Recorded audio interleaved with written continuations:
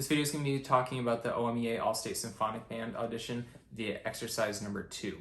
This is going to be just a 2-mallet exercise here, and we can see that it says etude expressivo. So we want to make sure that we're having some musicality behind it, really bringing out our dynamics, our phrasing, etc. First thing we want to look at is the time signature. We're in a 3/4 with a pickup note. So we want to make sure that we're feeling this in some sort of triple 3/4 meter. And that means that we have to really make sure we're emphasizing, giving a little bit of emphasis to our downbeats so we're not just giving it kind of a straight through, almost making it sound like a 4/4 without any sort of time signature, okay? One of the things I would do to help practice with this is put your metronome on an accent on every 3 beats. So put your metronome to 96, assuming you've gone through the process of learning it slowly. Performance tempo is 96, so once you put your metronome wherever it's at, have an accent on every 3 beats, and that's going to help you really make sure that you're feeling this in 3/4 and that you maybe don't add an extra beat or take a beat away in the middle of the excerpt. The next thing we want to look at is the key signature.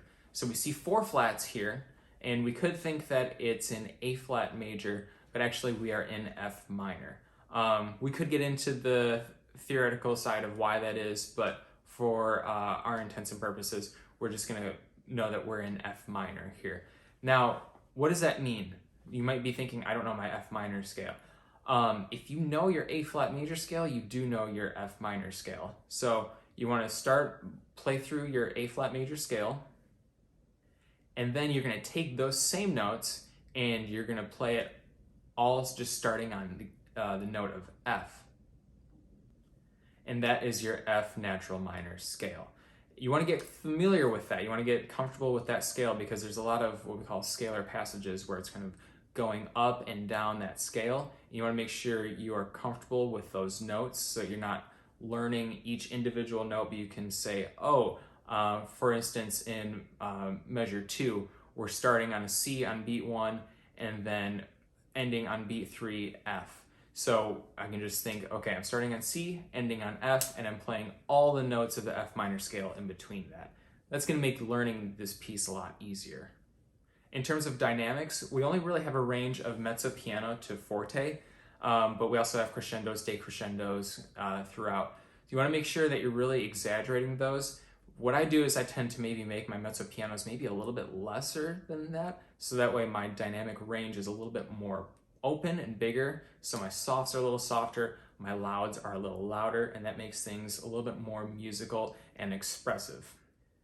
In terms of measure 4, we see a breath mark here. As percussionists, we might be thinking, what do we do with that?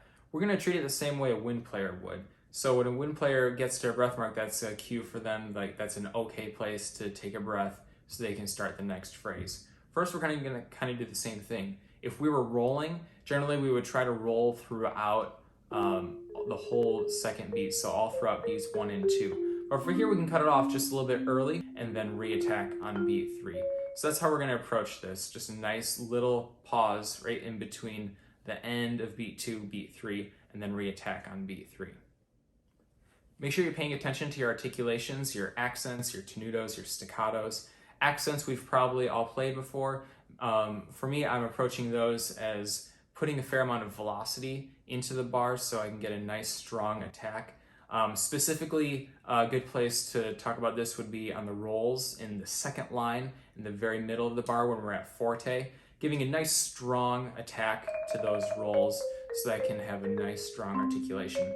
Now, if we have any staccatos, I tend to maybe tighten up my hand just a little bit, and that's going to deaden up the sound just a bit, and that's going to give the illusion of as if a wind player was playing staccato.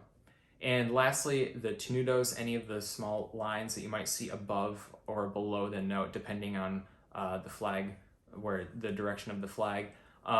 For percussion, we tend to think of those as more emphasis, so somewhere between like a non-accented note and an accented note. So think about those as kind of an emphasis note in between, and that's going to help you out.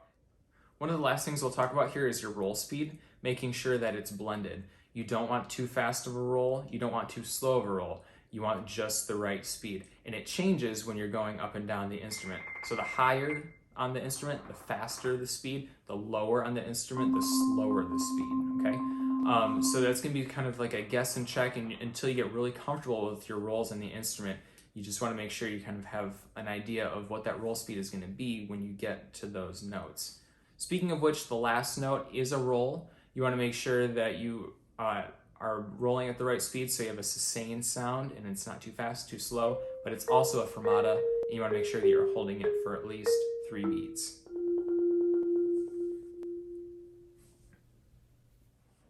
With all that said, here's an example of exercise number 2.